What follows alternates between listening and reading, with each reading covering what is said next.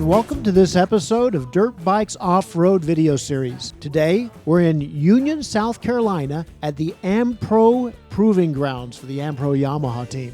We're here to take a look at the 2024 Yamaha YZ450FX. This bike is especially interesting to us. As you remember, last year, the YZ450F motocross bike was all new. It had a new frame, it had a lot of new technology, and it was about 5 or 6 pounds lighter. We couldn't wait for this technology to come to the off-road world, and now here it is, the 2024 Yamaha YZ450FX, which is the closed course competition version of that same bike. Yamaha did most of the same tricks that we've seen with other closed course competition bikes: the kickstand, the 18-inch rear wheel, softer suspension, as well as softer mapping. This bike also has a larger tank. So when it comes down to all the stuff that Yamaha did to transition the YZ450 into an off-road bike, Yamaha more or less checked more boxes than anyone else. On top of that, the bike has a slightly shorter seat height than the YZ. Yamaha shortened the suspension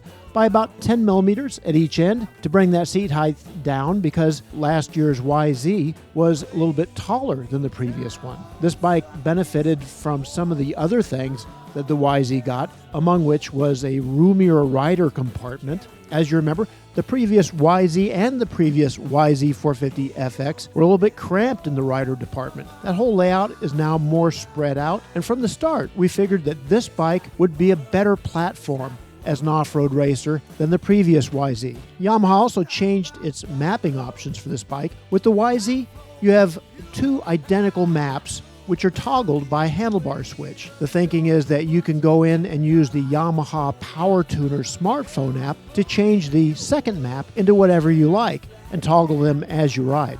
With this bike, Map 1 and Map 2 are different. They're both milder than the YZ map, but Map 2, with the blue light on, is actually milder yet, to help transform the bike into a more effective off-road weapon. We're going to spend 2 days riding the bike around the trails that the Ampro Yamaha team uses for its own testing, and then we're going to take the bike to the Big Buck GNCC and see how it performs in a real-world race test.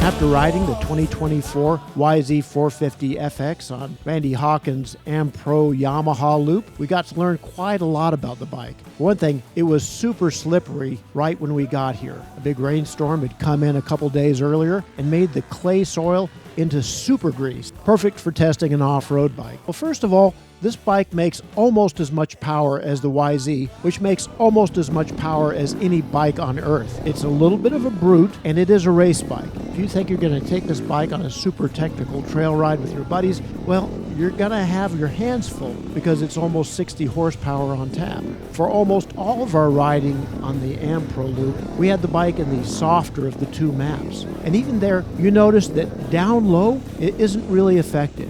Mostly what the softer map does is take away that really big bite right in the middle that the YZ450F is famous for. It tames it down, but it's still there. This is a lot of motorcycle to put on a tight trail. This bike also features traction control. The twist that Yamaha has here is that you have to use the Yamaha Power Tuner smartphone app to access it, and you can't do it on the fly. We gotta say, we love what Yamaha did with the suspension. Overall, it's softer than the YZ's, and you don't notice the fact that there's 10 millimeters less suspension travel at each end, but you do notice that the bike is 10 millimeters shorter. That's critically important when you get the bike in deep ruts and muddy conditions where you might have to take a few steps just to keep your balance. That suspension might not be especially cushy when it comes to rocks and slow speed trail work. It is made for racing. This is an aggressive bike, and even though it is softer than the YZ, it's still not nearly as soft as you might expect from a true trail bike. Yamaha has that base covered with the WR450F.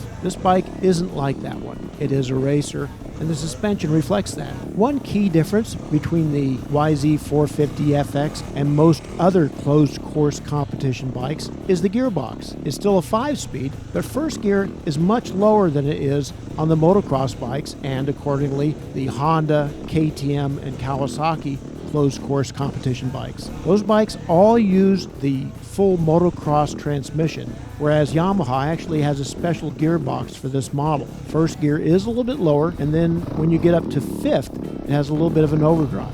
This will come in especially handy out west. It is a little bit of a handful on really tight trails. If you drop it into first, it is a bit like throwing out an anchor, and then the bike with all that horsepower can be a little bit hard to control unless you use a lot of clutch work. As far as the clutch goes, Yamaha does offer the option of a hydraulic clutch. We got to try it on this ride and we loved it. It uses a Brembo master cylinder to control the clutch and just bolts right on where the whole cable apparatus would go. It takes about 15 minutes to swap over, and the kit costs about $300. Once you put on the hydraulic clutch, the clutch pull is just slightly easier, but it never fades. And because there is a lot of horsepower and you have to use the clutch, well, you never have to adjust the clutch cable with a hydraulic clutch. Now, there are a lot of critics who don't like the feel of a hydraulic clutch. They say that it eliminates a lot of the feel that the rider has as to what's going on with the motor. We don't know if that's true or not. We do know that with the standard clutch, we had to constantly adjust cable play when we were on tight trails, and we never had to do that with the hydraulic clutch. The lever itself, we're not a big fan of, mostly because we like the stock Yamaha levers. The Brembo lever is a little bit shorter and a little bit more square. You get used to that pretty quick though. When we finally got the bike out to the Big Buck GNCC, we already had enough time on it to know exactly what to expect. That course was much tackier and much rougher than what we had at Randy Hawkins' place, and to be honest, it was much better suited to the YZ450FX's strong points. There, the suspension really stood out. The course was whoop-de-doos and holes from start to finish. We rode it for 2 hours, and at the end of the day, we liked the Yamaha suspension more than ever. As far as power goes, it still was a handful. It is a lot of motorcycle, and it's not for the timid. We plan on getting the bike back in California and playing a lot more with the maps that Yamaha has offered us. We can change those with the same Yamaha Power Tuner smartphone app that we use for the YZ, and we're going to take it to the next level.